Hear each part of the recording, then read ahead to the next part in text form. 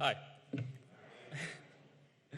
My name is Keith Hill. I'm a senior at Santa Monica High School, and in the fall I'll be attending Case Western Reserve for civil engineering.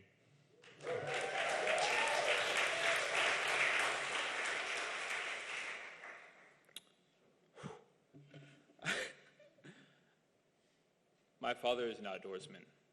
It's his thing. He loves the wilderness. Nearly every month, he'll gather his things, his great big backpack and his hiking boots, and he'll get our dog, which he just got specifically for backpacking, so he doesn't get eaten by a bear or something. He climbs into his Jeep, which he got just for 4x4ing in the wilderness, and he heads off to the mountains. Though nearly every time he comes back, he tells me that something went wrong.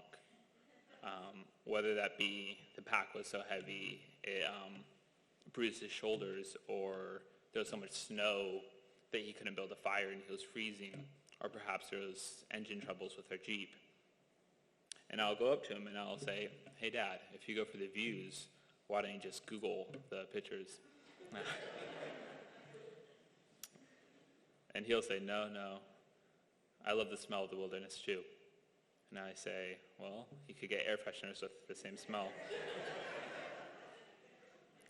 And he'll say, no, you can't get the same workout as you do climbing up a mountain at home. And I say, well, we have a treadmill with elevation settings in the garage. I find it really quite amazing, all the things we can do from the comfort of our home. You know, you could get anything you want pretty much with Amazon. You could order in food, internet too. You could live quite comfortably from your home and never really have to worry about leaving. And that brings up a question, of course. Why church? Why do we come to church? Why don't we just Google God, read the Bible, YouTube videos, some songs? Right now, even from your home, you could watch this sermon as it happens. Hi, online people. And I think the answer to this lies in Matthew. It's the first book of the New Testament.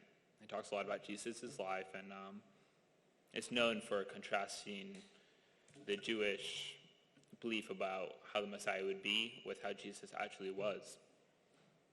And this is in the 22nd chapter of Matthew, verses 36 through 40, where the answer is, "Teacher, which is the greatest commandment in the law?" Jesus replied, "Love your God with all your heart, with all your soul, and with all your mind. This is the first and greatest commandment. And the second is like it. Love your neighbor as yourself. All the law and the prophets hang these two commandments." Matthew. Love your neighbor as yourself. That, according to Jesus, is half our religion, half our faith, half our purpose in life. And it's lucky that for us that we have an organization that helps us do it, the church. Prejudice is a very real thing in the world. We constantly see it on TV, whether that's people fighting the LGBT community or reports on how women make 75 cents to every dollar men make, or perhaps police violence against minorities. Or if it's more subtle, it's just how we talk, saying you hit like a girl, or that's retarded. You know, it extends from race to sex to sexual orientation to socioeconomic status to social crowd to nationality and beyond. It's something that has touched every single one of us at some point in our lives, whether it's impeded our ability to love someone else or impeded someone else's ability to love us. And there are many theories on how to eliminate prejudice. The one that stands above all is that in order to eliminate prejudice, you have to interact with the people there is prejudice with. And I could support this with quotes like, "The best documented strategy for improving racial and ethnic relations involves the creation of opportunities for positive, equal status interaction among people from different groups," from tolerance.org. But of course, I think the most credible source on this is, of course, Disney movies. You think the only people who are people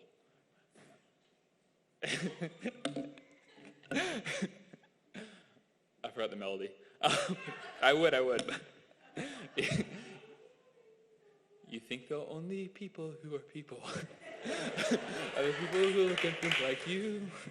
But if you walk the footsteps of a stranger, my voice is so shaky. You'll learn things you never knew.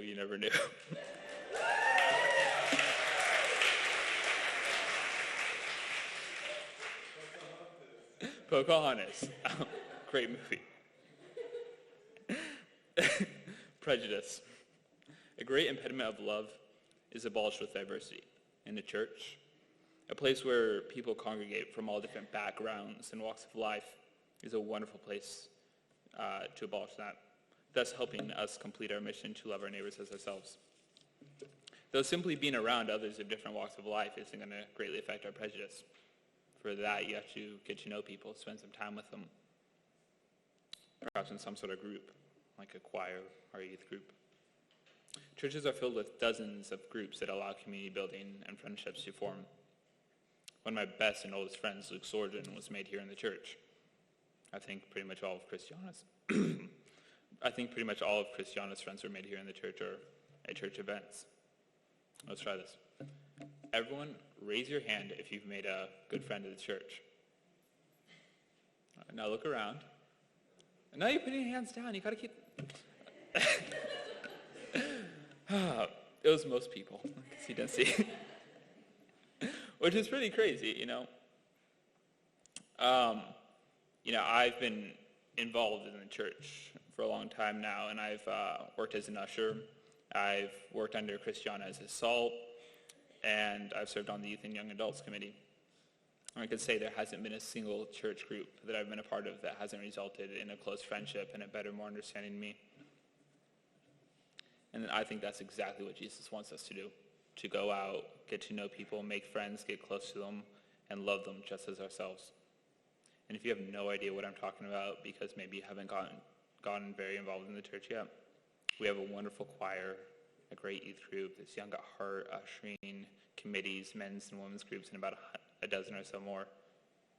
And if you're not sure which group is right for you, we have some pretty great mission opportunities where you could get to know some people to find your fit in the church. Now, when people hear love, they automatically think of actions like the Good Samaritan. Someone stepping out of their way to help another in need. Disney movies, my ultimate source of knowledge on this topic, agree with me on this. True love is putting someone before yourself. Olaf from Frozen.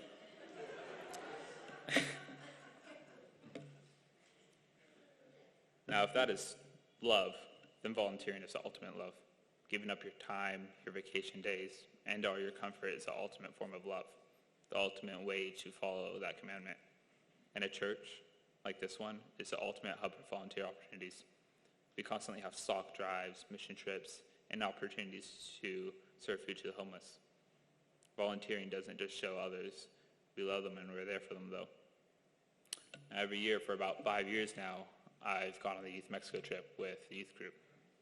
And every year, the kids are really proud of themselves. To see the look of joy on the families' faces as we lay down the foundation and put up the walls and put on the roof is just wonderful. We really help them out. But every year, Christiana, she says something. She says, yes, we are helping these families so much by giving them a house. But in the end of the trip, we're really the ones who gain the most. And that sounds kind of ridiculous. How could we, by doing hard labor and sleeping in tents and pooping in holes for a week, get the most out of this? You asked me a year ago, I would have said it was the kitchen crew's food. But she still said it this year, so I suppose it's the community we build there. Mexico is a place for a positive, equal stature interaction among people from different groups. Everyone in Mexico is friends.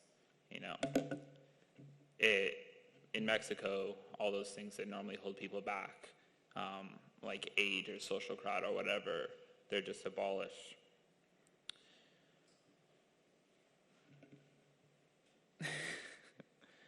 We're bounded together by our common goal to serve God and serve our neighbors.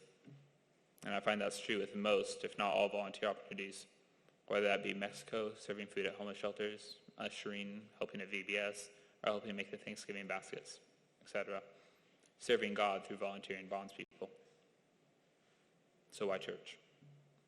I think the better question really is, why not church?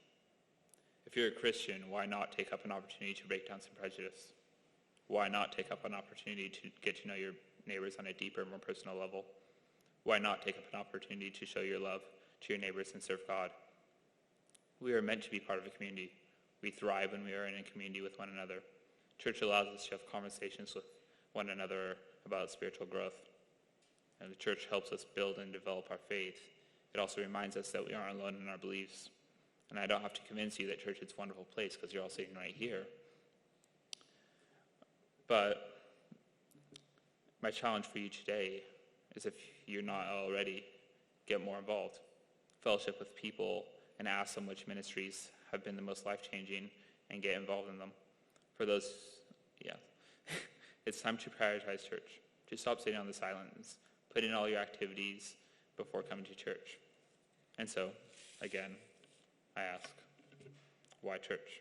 Or better yet, why not church? Thank you.